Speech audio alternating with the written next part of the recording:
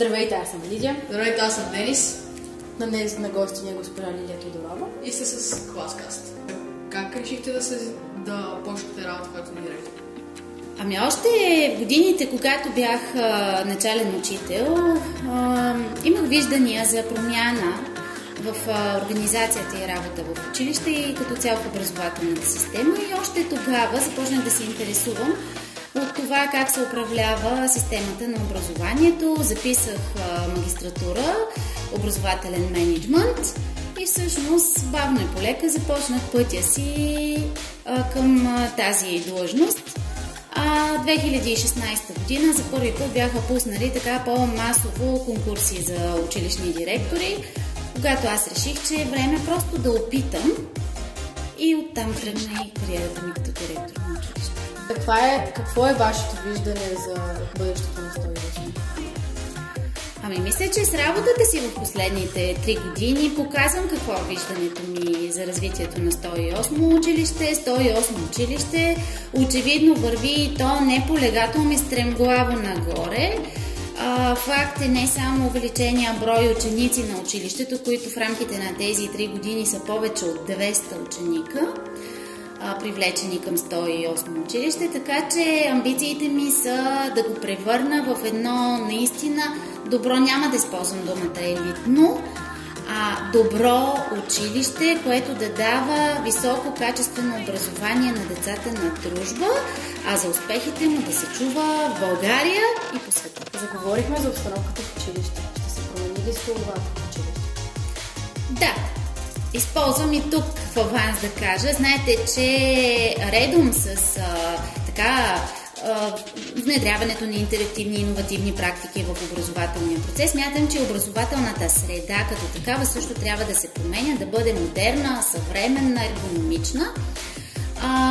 Смея да твърдя, че стола ни е в прилично състояние, но вече са поръчани плочките, които да бъдат поставени в столовата.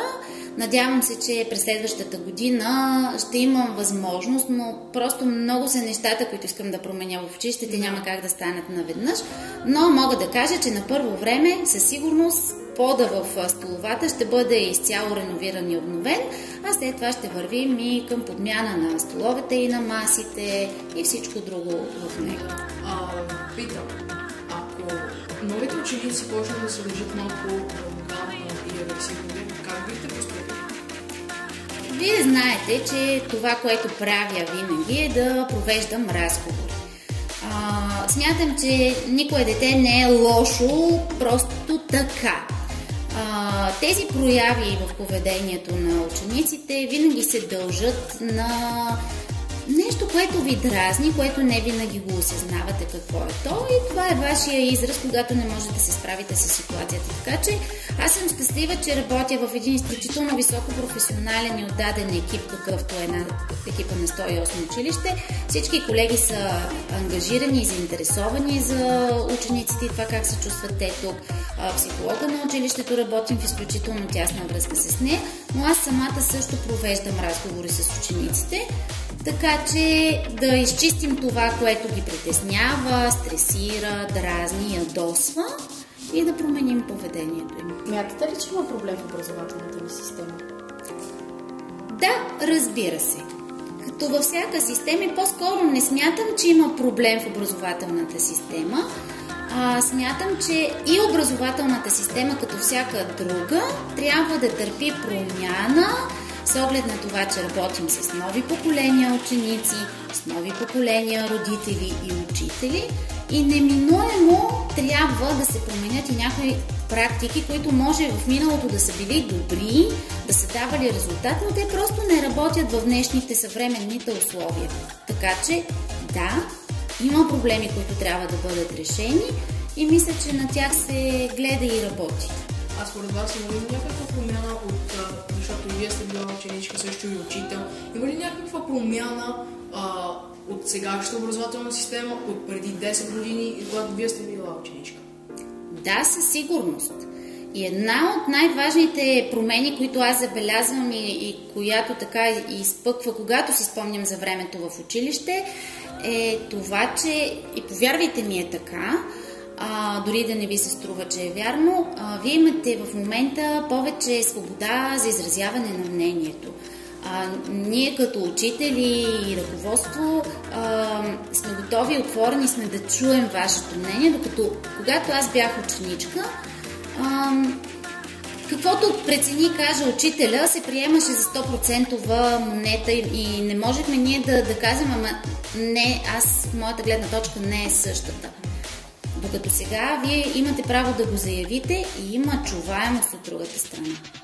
Тоест ние наистина ви чуваме и се опитваме да разберем и вашата позиция. Какво мислите за външната класна стая?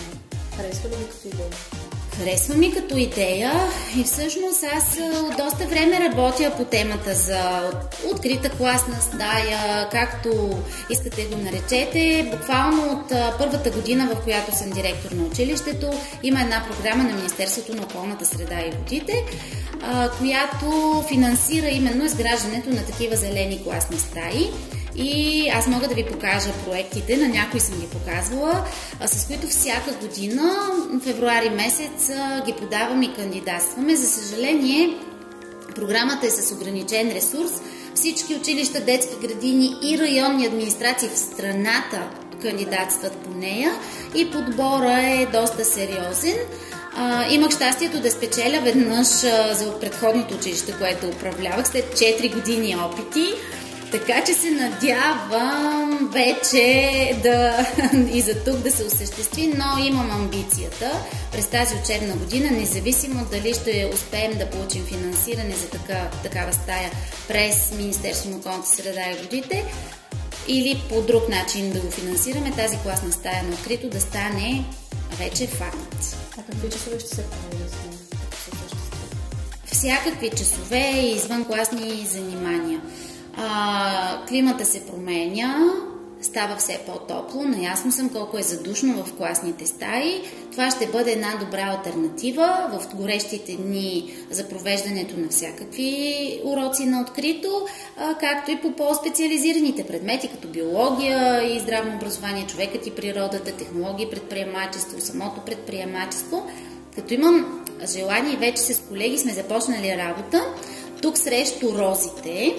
Цялото това нещо до пролетта ще бъде почистено, разкопано. Надявам се да помогнат всички в това начинание и да направим нещо като опитно поле, в което да можем да отглеждаме различни видове растения, да наблюдаваме целия процес по израстването им, по грижата за тях и да им се радваме. Какво бихте казали за спортовете, които тренираме лично? Аз започнах от 108 и сега съм състезател на горе-долу международно ниво.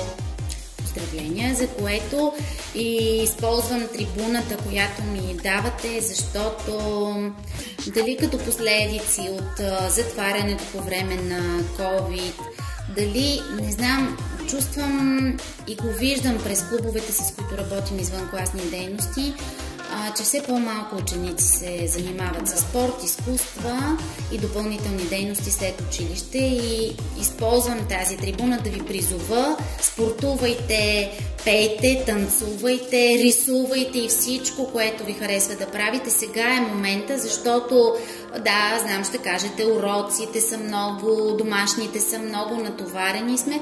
Повярвайте ми, в делника на възрастния човек остават много по-малко минути, в които да се занимаваме с спорт, но ние ги оценяваме и ги използваме пълноценно. Действайте!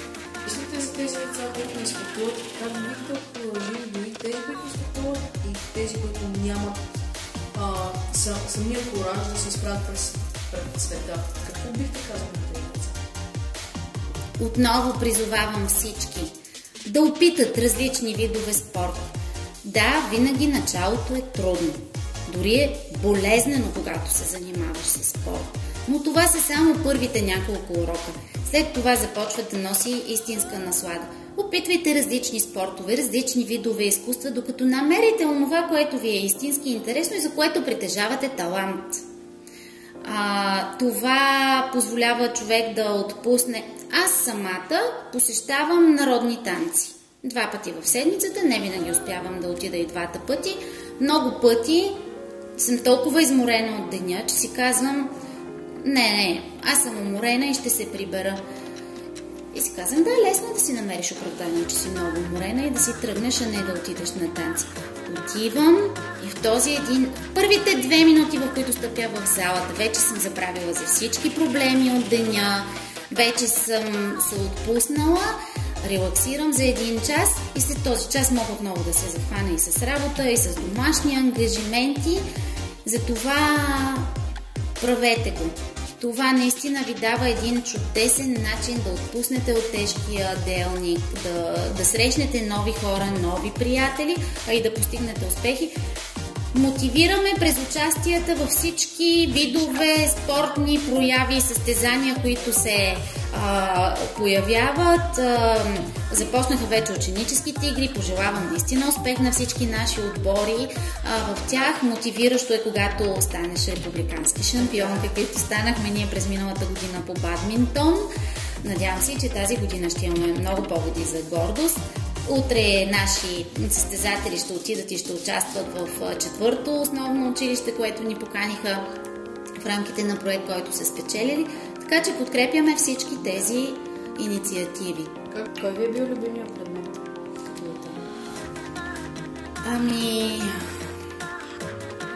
Български език и литература със сигурност. Винаги съм обичала много книгите и да чета. И това беше любимият ми предмет до 12-ти клас. Всъщност и приемните изпити съм минала с български език и литература, когато кандидатствах и в университета за учител. Харесвала съм винаги математиката. Ще използвам да кажа, че трудна е и на мен ми се наложи в един момент, не мога да се сетя точно, може би било 7-8 клас, да посещавам допълнителни уроци по математика, защото наистина изпитвах трудност. И си спомням часовете при учителката по математика, но пък математиката изгражда онези невидими нишки на логиката в нашия ум и учете математика, макар да ви е трудно, макар понякога да ви е скучно, макар да ви е неразбираемо. Опитвайте се да я разберете. Тя прави онези невидими нишки, които след това ще ви помогнат в живота да решавате казуси, не математически задачи, а житейски ситуации. Това беше краят на днешния клип. Не забравяй да го харесаш. Клипът бе направен с подкрепата на 108 средно училище Никола Беловеждов. Последвани в TikTok, Instagram, YouTube и Facebook профила.